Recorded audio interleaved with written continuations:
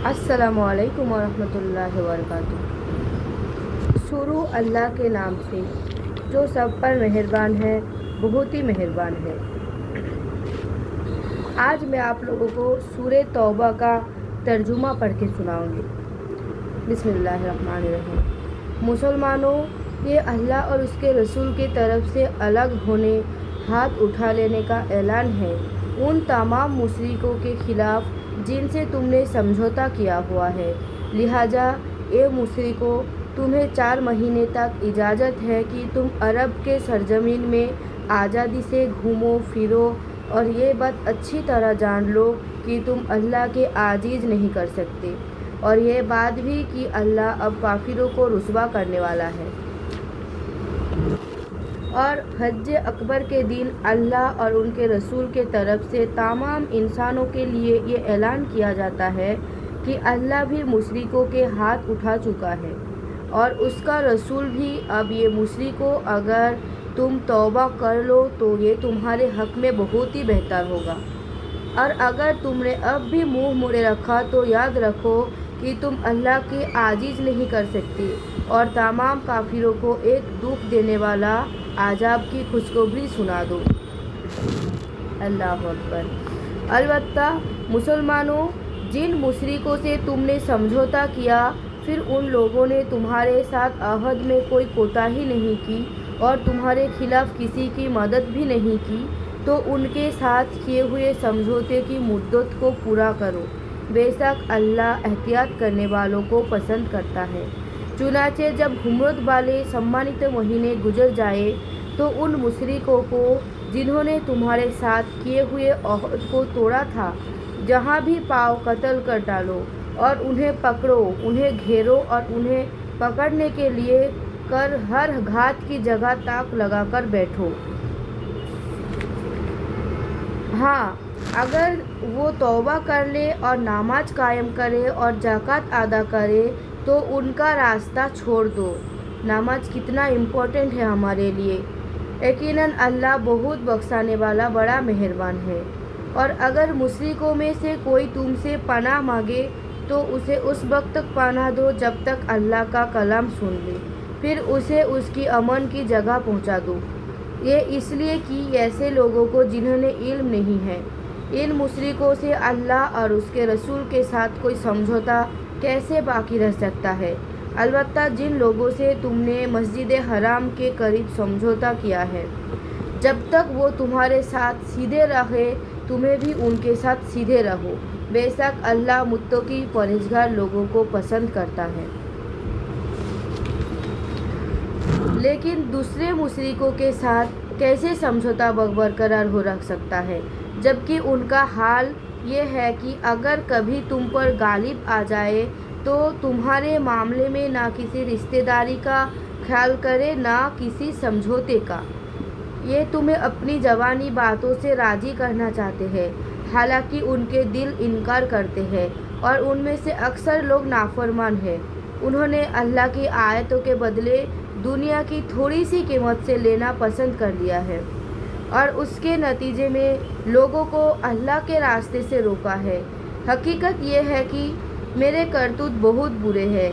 ये किसी भी मोमिन के मामले में किसी रिश्तेदारी या समझौते का पास लिहाज नहीं रखते, और वही है जो हदें तोड़ने वाले हैं। लिहाजा अगर ये तौबा कर ले, अगर नमाज कायम करे और ज़कात अदा करे, तो ये तुम्हारे दीनी भाई बन जाएंगे। और हम अहकाम के ये तफसील उन लोगों के लिए बयान कर रहे हैं जो जानना चाहे। मैं इसका ज़रा तफसीर पढ़ के सुनाती हूँ। यानी अल्लाह ताला की आयतों पर अमल करने के बजाय दुनिया की हकीर बेहतरीन फ़ायदे हासिल करने की तरजीह बताई गई है। यहाँ ये स्पष्ट कर दिया गया है कि अगर कोई शख्स सच्चे दिल से तौबा कर ले तो मुसलमानों को चाहिए कि उसे भाइयों को जैसा सलूक करे। अगर कोई शख्स तौबा कर ले सच्चे दिल से तो मुसलमानों को चाहिए कि उसके साथ भाइयों जैसा सलूक करे। हम लोगों को ऐसा अमल करना होगा, ठीक है। तो क्योंकि इस्लाम अपने से पहले की तमाम गुनाहों और जातियों को मिटा देता है। सुभान अल्लाह। अगली पेज में اور اگر ان لوگوں نے اپنا عہد دینے کے بعد اپنی قسمیں توڑ ڈالی ہے اور تمہارے دین کو تانے دیے ہیں، تو ایسے کفر کو سرداروں سے اس نیت سے جنگ کرو کہ وہ باز آ جائے، کیونکہ یہ ایسے لوگ ہیں ان کی قسموں کی کوئی حقیقت نہیں۔ کیا تم ان لوگوں سے جنگ نہیں کرو گے جنہوں نے اپنی قسموں کو توڑا اور رسول کو اپنے وطن سے نکالنے کا ارادہ کیا، اور وہی ہے جنہوں نے تمہارے خلاف چھوڑ چھاڑ کرنے میں پہلے کی؟ کیا تم ان سے ڈرتے تھے؟ اگر ایسا ہے تو اللہ اس بات کا زیادہ حق رکھتا ہے کہ تم اس سے ڈرو اگر تم مومن ہو۔ ان سے جنگ کرو تاکہ اللہ تمہارے ہاتھوں سے ان کو سزا دلوائے، انہیں رسوا کرے، ان کے خلاف تمہاری مدد کرے اور مومنوں کے دل ٹھنڈے کر دے، اور ان کو دلوں میں کڑن دور کر دے، اور جن کو چاہے توبہ قبول کر لے، جس کی چاہے توبہ قبول کر لے۔ اور اللہ کا علم بھی کامل ہے، حکمت بھی کامل ہے۔ بھلا کیا تم نے یہ سمجھ رکھا کہ تمہیں یوں ہی چھوڑ دیا جائے گا؟ حالانکہ ابھی اللہ نے یہ تو دیکھا نہیں کہ تم میں سے کون لوگ جہاد کرتے ہیں، اور اللہ اس کے رسول اور مومن کے سوا کسی اور کو خصوصی راجدار نہیں بناتے۔ جہاد کا مطلب صرف جنگ کرنا نہیں، جہاد کا مطلب اللہ کے راستے میں جنگ کرنا۔ آپ منہ سے بھی کر سکتے ہو، لڑ کے بھی کر سکتے ہو۔ اگر کسی جگہ میں غلط کام ہو رہی ہے تو آپ اس سے اپنے ہاتھ سے روک سکتے ہو، یہ بھی ایک جہاد ہی ہے، ٹھیک ہے؟ جہاد سے لڑائی کرنا نہیں ہے، صرف جنگ کرنا نہیں ہے۔ ہم لوگ اگر کسی غلط بات کو روکتے ہیں، کسی اگر کوئی غلط کام کر رہے ہیں اللہ کے راہ میں، تو ہم لوگ اس سے روکتے ہیں اللہ کے واسطے، تو یہ جہاد بھی ٹھہراتے ہیں، ٹھیک ہے جی؟ چلیے آگے بڑھتے ہیں۔ مشرک لوگ اس بات کو عہد نہیں کی ہے کہ وہ اللہ کے مسجدوں کو آباد کرے، حالانکہ وہ خود اپنے کفر کے گواہ بنے ہوئے ہیں۔ ان لوگوں کو تو عمل ہی غارت ہو چکے ہیں اور دوزخ ہی میں ان کو ہمیشہ رہنا ہے۔ اور اللہ کی مسجدوں کو تو وہی لوگ آباد کرتے ہیں جو اللہ اور آخرت کے دن پر ایمان لائے ہیں اور نماز قائم کرے اور زکوٰۃ ادا کرے اور اللہ کے سوا کسی سے نہ ڈرے۔ اس کا مطلب ہے اللہ کے مسجدوں وہی لوگ آباد کرتے ہیں، مطلب اللہ کے مسجد میں جو لوگ جاتے ہیں، جو لوگ کیوں جاتے ہیں؟ لوگ نماز پڑھنے جاتے ہیں۔ جو لوگ نماز پڑھنے کیوں جاتے ہیں؟ کیونکہ وہ اللہ سے ڈرتے ہیں اور کسی سے نہیں ڈرتے۔ تو جو لوگ نماز قائم کرتے ہیں، زکوٰۃ ادا کرتے ہیں، وہی لوگ مسجدوں کو آباد رکھتے ہیں، کیونکہ وہی لوگ اللہ سے ڈرتے ہیں، باقی کسی سے نہیں ڈرتے، ٹھیک ہے جی؟ چلے، ایسے ہی لوگ جو امید اور افسا ہو سکتی ہے کہ وہ صحیح راستے اختیار کرنے والوں میں شامل ہوں گے۔ کیا تم لوگوں نے حاجیوں کو پانی پلانے اور مسجد حرام کو آباد رکھنے کے اس شخص کو اعمال کو بڑا سمجھ رکھا ہے؟ اس آیت کے مطلب ہے کیا ہم لوگ جو حج پہ جاتے ہیں تو حجیوں کو جو پانی پلایا جاتے ہیں اور جو اللہ کے راستے میں جہاد کرتے ہیں، یہ دونوں عمل کو ایک نہیں سمجھا جاتا، کیونکہ حاجیوں کو پانی پلانا بہت آسان کام ہے، لیکن اللہ کے راستے میں جنگ کرنا، اللہ کے راستے میں جہاد کرنا آسان بات نہیں ہے۔ تو یہ دونوں عمل کو آپ لوگ ایک مت سمجھو۔ چلے آگے بڑھتے ہیں۔ اور جس نے اللہ کے راستے میں جہاد کیا ہے، اللہ کے نزدیک یہ سب برابری نہیں ہو سکتے۔ اللہ کے نزدیک جو اللہ کے راستے میں جہاد کرتے ہیں اور جو حاجیوں کو پانی پلاتے ہیں، یہ عمل دونوں برابر نہیں ہے، اور اللہ ظالم لوگوں کو منزل مقصود تک نہیں پہنچاتا۔ جو لوگ ایمان لے آئے ہیں اور انہوں نے اللہ کے راستے میں ہجرت کی ہے اور اپنے مال اور اپنی جانوں سے جہاد کیا ہے، وہ اللہ کے نزدیک درجے میں بہت زیادہ ہے، اور وہی لوگ ہیں جو کامیاب ہونے والے ہیں۔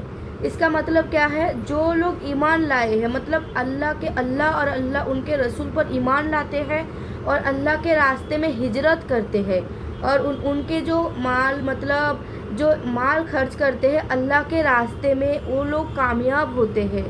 اللہ کے راستے کامیاب، دنیاوی زندگی میں بھی کامیاب، آخرت میں بھی کامیاب۔ ان کا پروردگار انہیں اپنی طرف سے رحمت اور خوشنودی اپنے راجا کی اور ایسے باغوں کو خوشخبری دیتا ہے جن میں ان کے لیے ہمیشہ رہنے والے نعمتیں ہیں، ان میں ہمیشہ رہیں گے۔ یقیناً اللہ ہے جس کے پاس عظمت والا اجر موجود ہے۔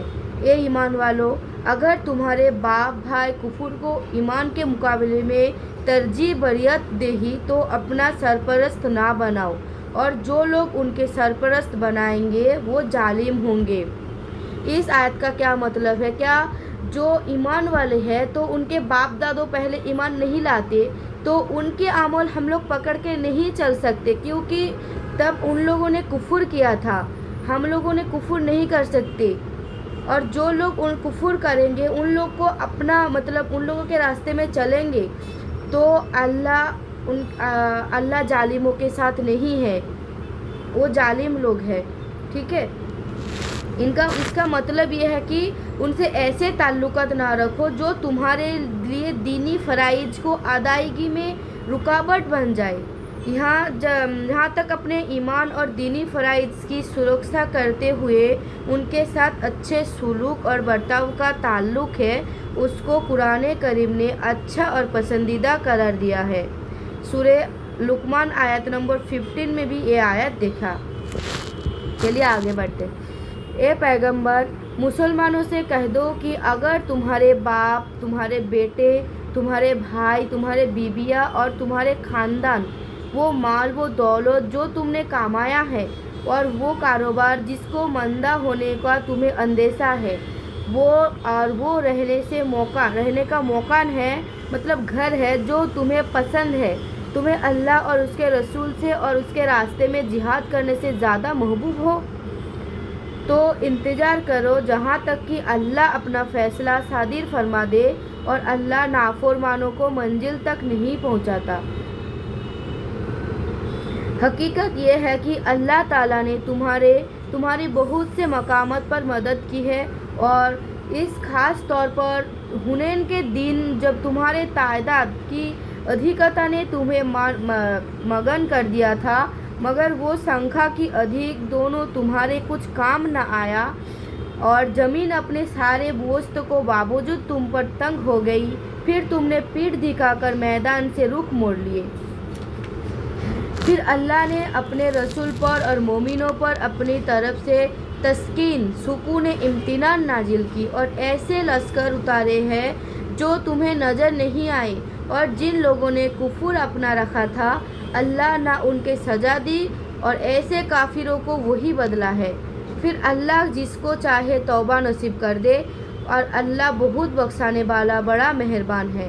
اے ایمان والو، مسلم لوگ تو سراپا پوری طرح ناپاکی ہے، لہذا وہ اس سال کے بعد مسجد حرام کے قریب بھی نہ آ پائے۔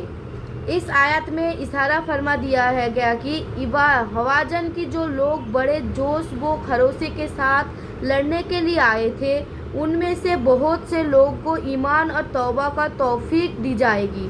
اللہ جس کو چاہتا ہے ہدایت دیتے ہیں، جس کو چاہتے ہیں توبہ کی توفیق دیتے ہیں۔ تو چنانچہ ایسے ہی ہوا، اور حوازن اور ثقیف کے لوگوں کو بہت بڑی سنکھیا بعد میں مسلمان ہوئی، الحمدللہ۔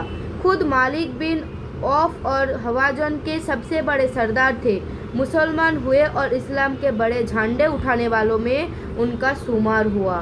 آج انہیں حضرت مالک بن عوف رضی اللہ تعالیٰ عنہ کے نام پر یاد کیا جاتا ہے۔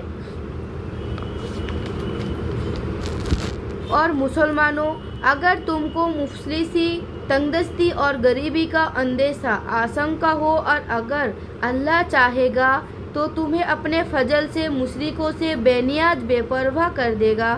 بے شک اللہ کا علم بھی کامل ہے، حکمت بھی کامل۔